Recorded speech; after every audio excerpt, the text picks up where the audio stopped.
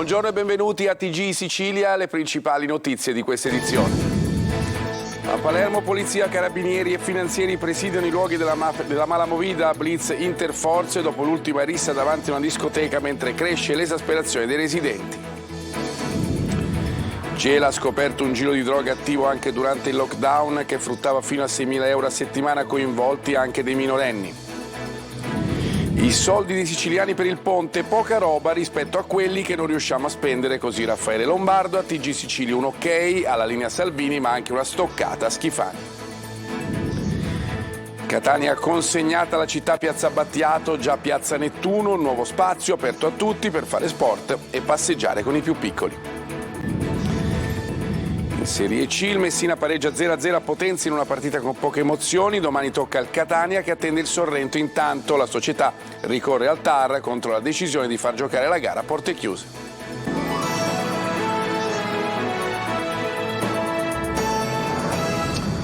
Di nuovo bentrovati. A Palermo interventi costanti contro la malamovida dopo le risse e gli spari in pieno centro. Il sindaco ha chiesto l'intervento dell'esercito. Ricostruiamo tutto con Francesco Triolo. Erano le 2 quando è scoppiata una rissa proprio davanti alla discoteca Notre a Palermo. Agenti di polizia, carabinieri e finanzieri sono intervenuti dal presidio attivato nelle zone della movida per presidiare quelle aree dove nelle ultime settimane si sono verificate risse, aggressioni e rapine, fermando i giovani che se le stavano dando in santa ragione di fronte il locale di Via Calvi. Tutti i giovani sono stati identificati. Una situazione insostenibile, dice chi è stato svegliato nella notte dalle urla. Basta nulla per scatenare la rissa. Appena una settimana fa un'altra rissa in via La Lumia, dove numerosi residenti hanno sentito distintamente dei colpi d'arma da fuoco esplosi. In strada tanti giovani ed alcuni che si sarebbero picchiati. L'allarme è talmente alto che il sindaco di Palermo, Roberto Lagalla, ha chiesto al governo l'intervento dell'esercito, mentre il prefetto Mariani ha assicurato più controlli e tolleranza zero contro la malamovida. E nel corso dei controlli sono stati multati diversi esercizi commerciali per la violazione della normativa che regolamenta la sicurezza alimentare, carenze strutturali e amministrative, sanzioni che ammontano a 8.600 euro. Inoltre 2 rappresentanti legali di altrettanti locali sono stati denunciati a piede libero per omesso visita medica di 7 dipendenti, impianto di videosorveglianza privo di autorizzazione e valutazione dei rischi priva dei requisiti minimi. Le sanzioni sono state di 5.600 euro per il primo e per il secondo oltre 19.000 euro. E intanto i residenti e i commercianti del centro, esasperati, vogliono le ronde per tutelare le loro attività. Marco Gulla. Furti, rapine, vetrine spaccate, atti di violenza, auto danneggiate. Gli abitanti del centro storico di Palermo da mesi si sentono nel Far West. Basta fare un giro per capire che le storie di chi vive o lavora da queste parti si assomigliano un po' tutte e hanno un unico comune denominatore, l'esasperazione. E così alcuni residenti e commercianti hanno deciso di organizzare le ronde notturne, come la proprietaria di questo bar in via Roma, che la notte ormai non dorme più per controllare il suo locale attraverso le telecamere. Non ci sono forze dell'ordine, non c'è nessuno e agiscono durante la notte sempre agli stessi orari. I proprietari devono stare a controllare le telecamere per sperare che non ci sia qualcuno che ci venga a fare qualche sorpresa durante la notte. La paura ormai regna sovrana, dalla mattina è 24 ore su 24 perché abbiamo gente di malaffare sui marciapiedi che spacciano, disturbano, degrado, scippano, c'è veramente il peggio di tutto. E guardate queste immagini che arrivano proprio dal centro storico, auto vandalizzate ma anche furti all'interno delle vetture. Io credo che sia arrivato il momento che il questore, il sindaco, il prefetto si rendano conto che la situazione in centro storico, soprattutto nel quadrilatero della stazione centrale, ha necessità di una maggiore attenzione. Le forze dell'ordine devono in qualche modo presidiare. E ci spostiamo adesso a Gela, 11 arresti da parte della polizia nell'operazione Smart Working contro lo spaccio di droga. Gera Italia.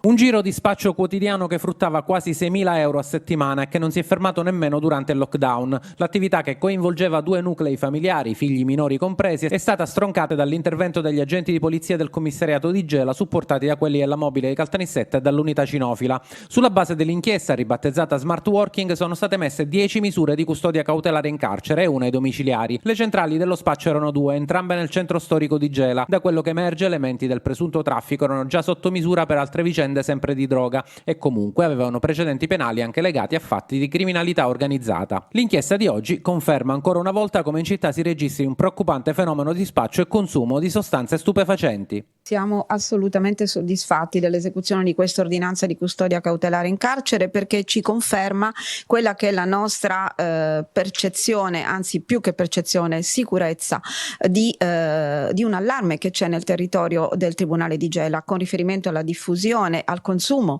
di sostanze stupefacenti. Secondo il procuratore, sebbene i fatti siano legati alla criminalità comune, non si può escludere che dietro un traffico di questo tipo possa incombere anche l'ombra della criminalità organizzata e mafiosa. Gli agenti di polizia hanno monitorato le centrali di spaccio e chi le gestiva per diverso tempo, come ha precisato il primo dirigente Felice Puzzo. Che tipo di afflusso di clienti c'era?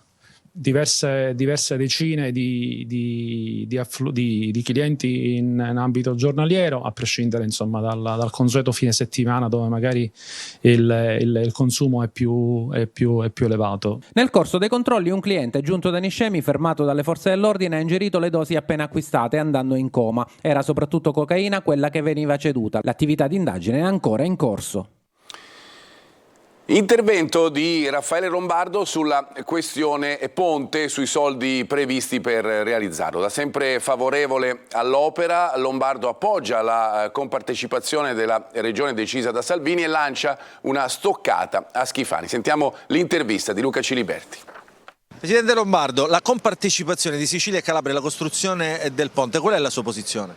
Secondo me sono fondamentali ed essenziali, perché il ponte serve al sud, serve alla Calabria, serve soprattutto alla Sicilia. Speriamo di riuscirci, perché come vedete, come al solito, ripartono i no ponte, ma meglio fare altre cose, vediamo di averlo questo benedetto ponte e poi avremo anche le altre infrastrutture. Non è una questione di soldi, una volta che c'è il ponte non completiamo le autostrade, non avremo l'alta velocità, ma è naturale che quelle cose ci saranno. Quindi non ci sarà secondo lei una sottrazione di risorse per altre infrastrutture o opere essenziali per la Sicilia? Purtroppo, se noi guardassimo alle risorse che non riusciamo a spendere, ci renderemo conto che questa partecipazione sia della Calabria sono piccolissime cose e sono fondamentali. Interessa a noi il ponte, perché non partecipare? In quanto al resto, alla fine vedrete che con una assemblea regionale e con un governo compatto nel richiedere quello che ci spetta, io credo che nessuno ci negherà manco un euro. Presidente, a chi si riferiva quando parlava di squallidi ricattucci? Ma guardi, minacce, ricatti e roba del genere, cosa succede? Attorno ad ogni cosa poi nascono i mediatori, i sensali, che si vanno a vendere posizioni, mediazioni, facciamo questo, facciamo quest'altro, eccetera. Invece è stato, secondo me, più che opportuno, per carità, poi col consenso di tutti, a cominciare a presentare la regione, perché non è che dobbiamo dimenticare che Schifani appartiene a una Forza Italia nella quale Berlusconi, prima di Salvini, volevano fortemente il ponte. Nuove stele nel Giardino dei Giusti, nel cuore della Valle dei Templi, in memoria di personaggi che hanno lasciato il segno per altruismo e impegno per la giustizia. Davide Sardo. Il Giardino dei Giusti, nella Valle dei Templi di Agrigento, quella dove Giovanni Paolo II si scagliò con forza contro la mafia, si arricchisce di nuove stele in memoria di quei personaggi che hanno lasciato il segno e la cui storia va ricordata per il loro impegno nella giustizia e per il loro altruismo. Durante una cerimonia sono state scoperte le stele dedicate a Giovanni Battista Montini Papa con il nome di Paolo VI, al canonico Vincenzo Morinello, allo storico e diplomatico Giacomo Gorrini, al funzionario comunale Calogero Marrone e al commissario della squadra mobile di Palermo Beppe Montana, assassinato dalla mafia nel 1985 e ricordato dal questore di Agrigento Tommaso Palumbo. Il suo sacrificio è stato quello della vita, la consapevolezza di rischiare ogni giorno la propria vita per portare avanti avanti quello che era il mandato del suo servizio, i suoi ideali, la sua necessità di dare legalità ad un territorio che in quel momento era macchiato dal sangue degli attentati mafiosi. Il Giardino dei Giusti di Agrigento è stato inaugurato 8 anni fa nel cuore della Valle dei Templi su iniziativa dell'Accademia di Studi Mediterranei. Il giusto dell'umanità è un esempio di vita, è un modello e noi li riproponiamo con convinzione per costruire un mondo migliore da consegnare ai nostri giovani, più giusto e più in pace. Nel Giardino dei Giusti, tra i templi di Giunone e della Concordia, è stata posta anche una stele dedicata ai martiri nel tragico periodo del XX e del XXI secolo, ai giusti delle forze armate e della polizia, come pure ai civili morti vittime delle tragedie di questo periodo storico. E torniamo adesso a Catania, ci si potrà allenare, passeggiare. Piazza Battiato, ex Piazza Nettuno, viene finalmente restituita ai catanesi appunto dopo gli interventi di riqualificazione. Manuela Corsi.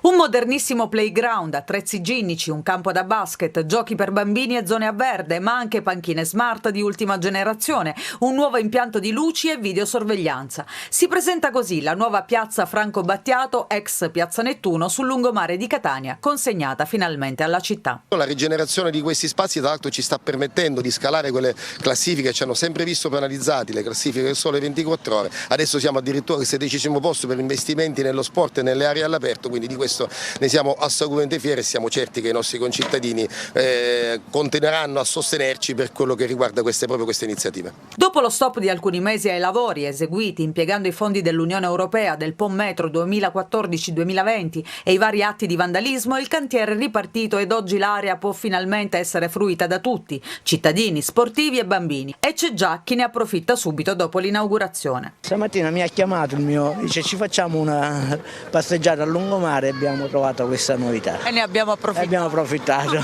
Speriamo che non vengano vandalizzati, purtroppo da noi le cose, la buona volontà è tanta, ma poi spesso c'è qualcuno che invece le raccoglie in una maniera diversa queste opportunità. Dopo questa seduta che cosa ci dedichiamo? A quale attrezzo?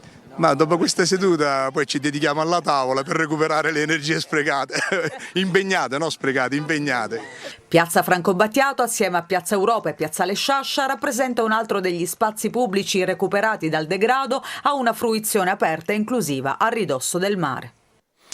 7 supereroi si sono calati fuori dal tetto dell'ospedale Cannizzaro di Catania con una missione evidente: regalare un sorriso e portare dei doni ai piccoli pazienti. Sentiamo. Non passo da te e fermeremo il vento come... Si sono calati con le funi dal tetto dell'ospedale Cannizzaro di Catania per portare alcuni doni ai piccoli pazienti del reparto di pediatria e strappare un sorriso a chi combatte la battaglia più importante, quella contro la malattia. Sono Spider-Man, Flash, Iron Man, Capitan Marvel, Capitan America, Superman e Hulk. 7 supereroi con una missione speciale: regalare una giornata di svago ai bambini ricoverati. Dopo la discesa dalla parete dell'edificio, attraverso le finestre i magnifici 7 hanno raggiunto con pacchi e regali il reparto, dove ad attenderli c'erano i piccoli pazienti con le loro famiglie, per vivere con loro la gioia della festa a pochi giorni dal Natale. Dietro questi costumi ci sono i volontari dell'associazione SEA, Supereroi Acrobatici. E qual è la reazione di solito di questi piccoli? Allora, è bellissimo perché arriviamo e troviamo dei bambini che vivono una situazione particolare, per cui riuscire a strappare il loro pensiero e quindi deviarlo su qualcosa di positivo, di bello, è assolutamente una cosa, portare un po' di felicità, insomma, fa bene tantissimo a loro, ai loro genitori, ma fa tantissimo bene anche a noi. Un'iniziativa che nasce in collaborazione con Abio Catania. Abio Catania è presente nei reparti di pediatria e di emoncologia dei 4 ospedali di Catania e si occupa di gestire gli spazi gioco, regalare questi momenti di gioco ai bambini ricoverati e dare un sostegno anche alle famiglie. Due gocce di pioggia che salvano il mondo dalle nuvole. È stata inaugurata a Scicli la mostra dell'artista Robustelli, quando la parola diventa immagine. Laura Curella.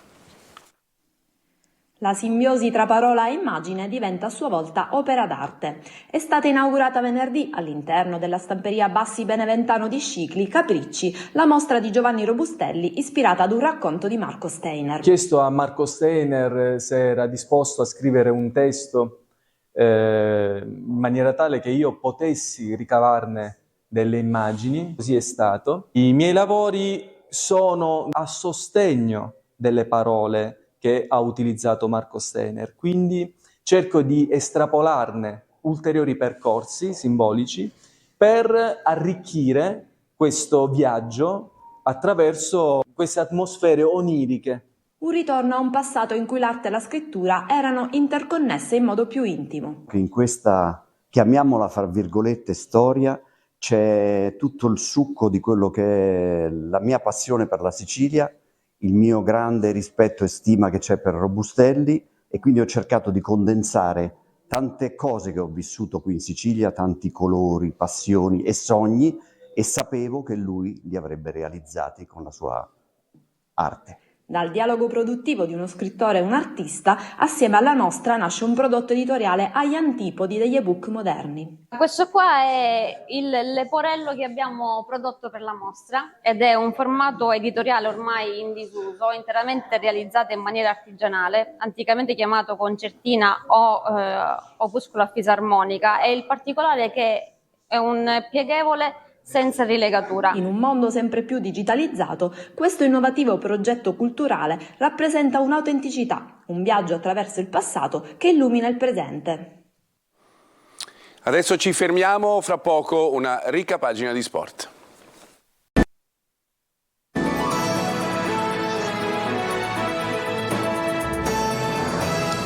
Bentrovati, seconda parte del nostro telegiornale dedicata allo sport, al calcio. Il Palermo in Serie B torna alla vittoria che mancava dall'8 di novembre. 3-2 il risultato finale con il Pisa e 3 punti d'oro per i rosanero a segno con Insigne, Brunori e Segre in una partita ricca di emozioni che ci racconta Marco Gullà. Occorreva la vittoria, il Palermo seppur con tantissima sofferenza è riuscito, Pione cambia ancora, come a Parma arriva il blackout che fa saltare la corrente rosanero, così il Pisa pareggia nel giro di 5 minuti, al 49esimo colpisce Marin, poi pareggia Valoti e 2-2. I tifosi rosanero fischiano ma Marin, assoluta spina sul fianco per la difesa palermitana, commette un'entrataccia su Koulibaly, è giallo ma per quel di Como.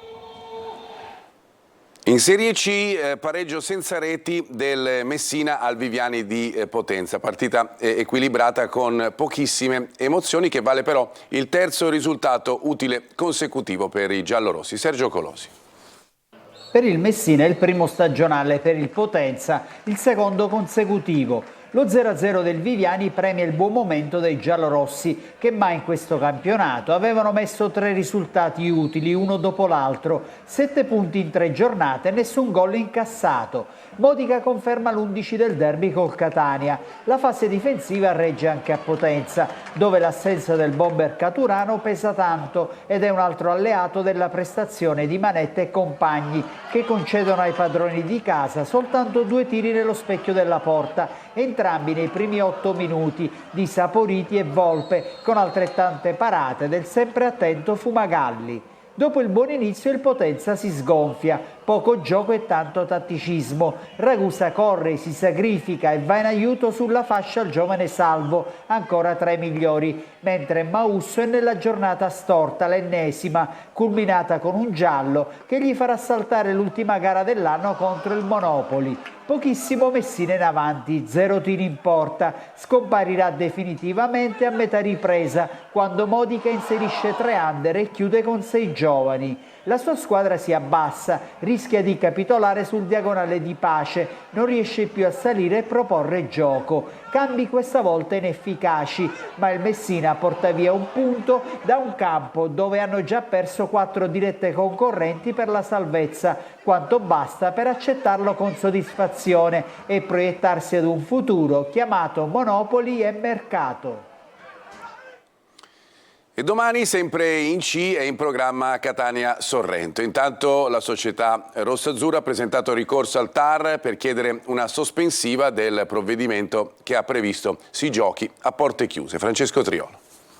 Il Catania non ci sta e passa al contrattacco. La società rossazzurra ha deciso di presentare un ricorso d'urgenza al TAR contro il provvedimento con cui il CAMS e la prefettura hanno disposto la disputa della partita di lunedì sera contro il Sorrento a porte chiuse. La natura del provvedimento è afflittiva e non di ordine pubblico e secondo la dirigenza etnea, suffragata da alcuni precedenti come Casertana Foggia, spropositato e penalizzante per gli abbonati degli altri settori del Massimino.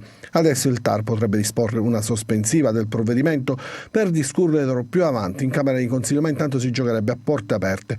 Se ne saprà di più lunedì e la palla è tutta nelle mani, anzi nella penna, del Tribunale Amministrativo Regionale. La squadra intanto prepara la gara contro i Campani e la vittoria contro il Pescara in Coppa ha dato una marcia in più. Ecco le parole di Francesco Rapisarda ieri a Preview.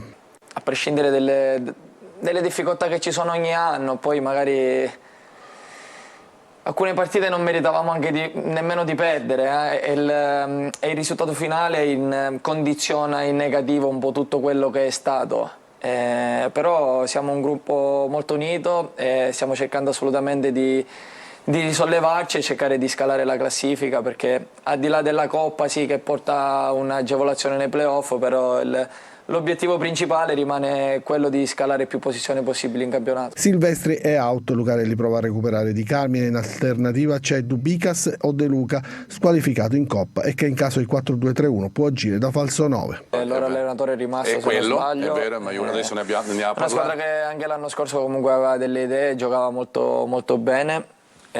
Sicuramente, come hai detto te, tutte le partite sono difficili e noi come sempre cerchiamo di prepararla nel migliore dei modi per cercare di fare il risultato e portare a casa la vittoria.